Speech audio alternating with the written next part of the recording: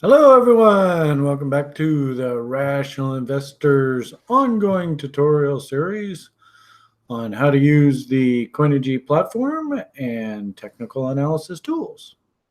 This is part 2 of our Fib tool series, all about extensions. And as you can see, I have on a Litecoin chart here, a weekly chart from Bitfinex. And here is the current price action. Remember in the last tutorial, we talked about how we can draw retracement tools to identify levels off of higher time frame models. And as I said just a moment ago, this tutorial is going to be all about how we can draw extension tools. So let's say that we're in a bull market, which we appear to be in right now. And we'd like to try and figure out ways, levels maybe that we might see some resistance come in, and we might see maybe the asset consolidate a little bit, and maybe we should look for a pause and maybe hunt for new setups. Maybe look to take profits on old setups and wait for new setups to develop to take trades. Extension tools work really well for that. In essence, all they do is they measure a trading range and a breakout of the range.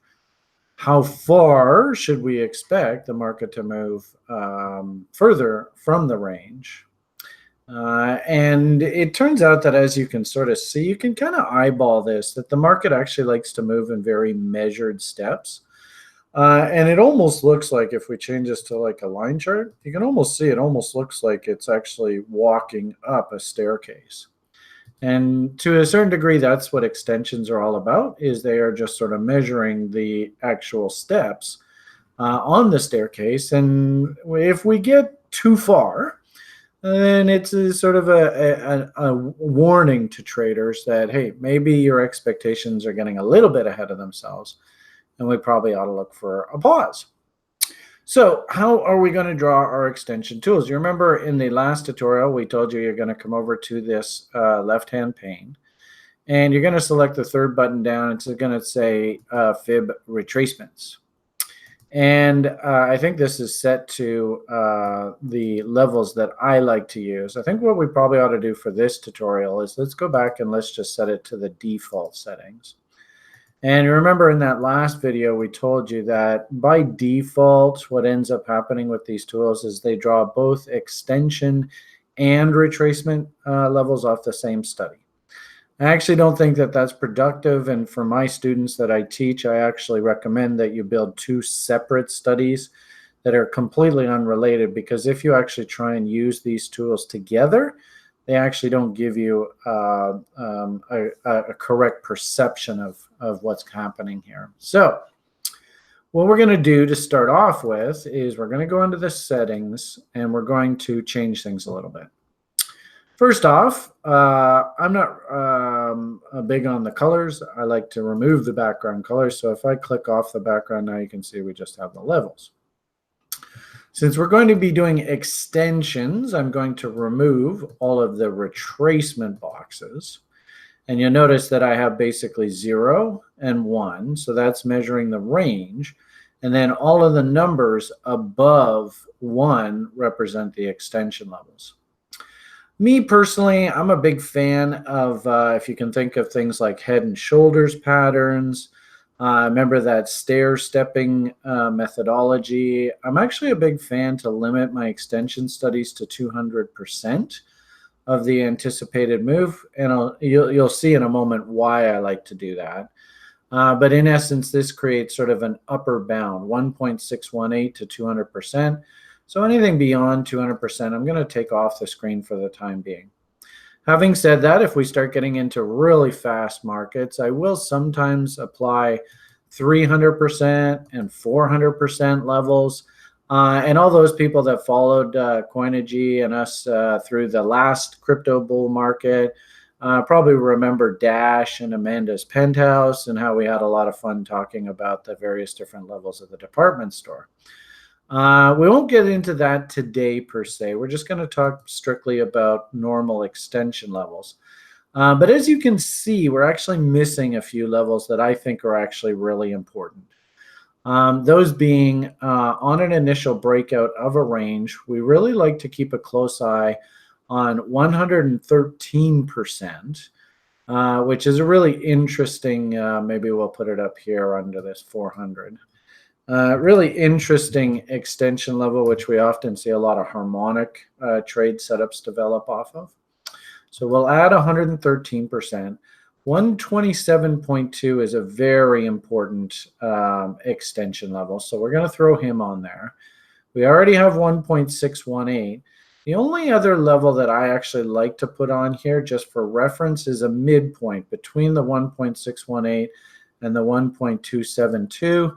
And as you can see, if we just simply take 1.272 plus 1.618 and then divide that number by 2, we'll get a midpoint of 144.5.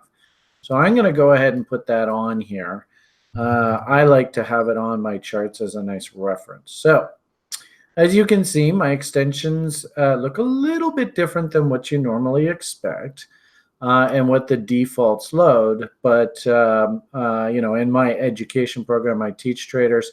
We often see a lot of harmonic patterns develop off of these levels. And so they're fairly self-explanatory when you really dig into detail on extensions. But for the purposes of our conversation here today, there's only one other thing that we want to really do here. And that is, you remember in the retracements tutorial, it's not a bad idea just to write on your chart, what question is this study attempting to answer? And when you do that, then when you look at your actual study and you try and figure out what question it is that you're trying to answer with the study, you'll see whether your extensions are actually drawn correctly. It becomes fairly self-explanatory. So with that said, I've drawn the market has come down, then it rallied back up, and you can see how I've drawn the extension study. And then we went and we actually W'd here. And anybody who's followed my videos in the past, you know how much I love W's. Down, up, down, breakout. That's a nice buy signal. So the question here now becomes, what am I going to use this extension study for?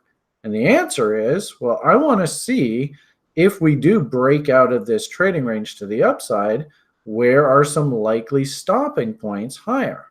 So basically the question is, what are my stopping points higher breaking out of a bullish W pattern? Clearly, this study is not drawn correctly. In fact, it's backwards. So we'll double click on it. We'll click the reverse button. I don't like to have the trend line on there because it's just more information that I don't use. So I've clicked reverse. And now when I go back to my study, you can see I have nice, pretty extension levels. Now, the way that I would suggest that you start out using this tool is what I like to call the parking garage. Specifically, when we use these extensions, remember in the retracement, we said that 0.618 or our mountain man level is really important. Why don't we move this to the center so we can see these numbers too? All right, so now we can see them in glorious Technicolor. So conversely, 0.618 is an incredibly important retracement level. 1.618, or what's known as the golden ratio in mathematics, is really important as an extension level. And gee whiz, hopefully everybody can see here, 1.618 was $54.39.68. And you can see this one candle went zipping up and hit a high of 54.80, basically hitting that 1.618 and backing off. Now, what I usually suggest to students is draw the 200%, because remember, that's really handy for things like head and shoulders and what they call measured moves in the marketplace. And we draw a box right between the 1.618 and that 200%. And this is what we affectionately call our parking garage. Now, you can use parking garages just simply as a has the market moved a substantial distance? And in this particular case, you can clearly see, yes, it has.